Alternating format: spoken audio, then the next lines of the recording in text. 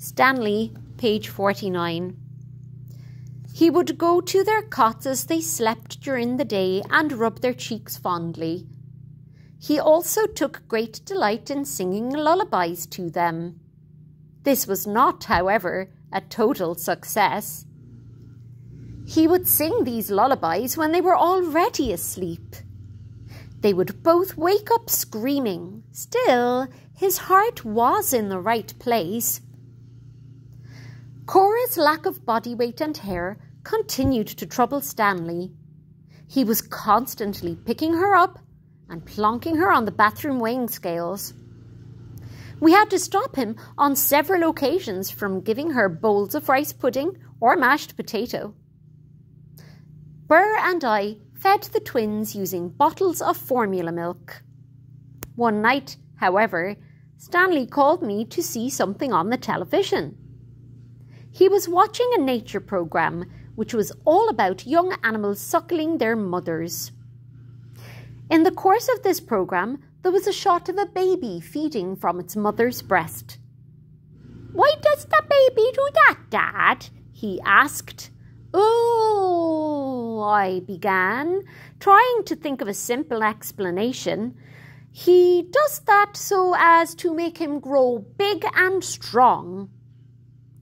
Later that same evening, Burr and I went into the twins' room to bring them up to the living room for their feed and change.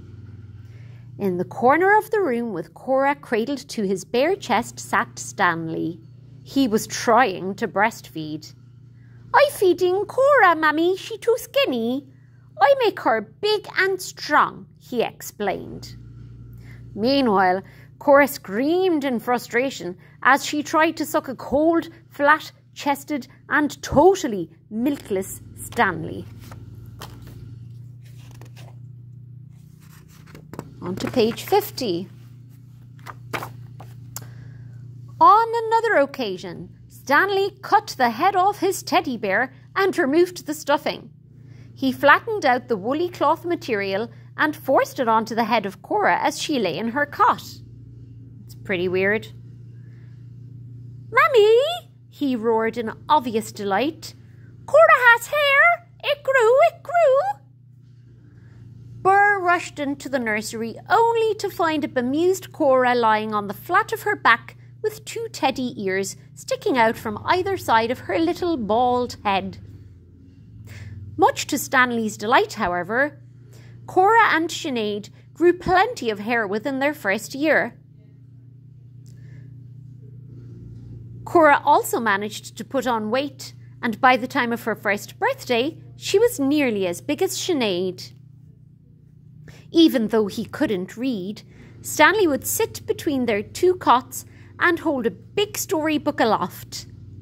He would then pretend to read them stories which he made up as he went along, following the pictures for his ideas.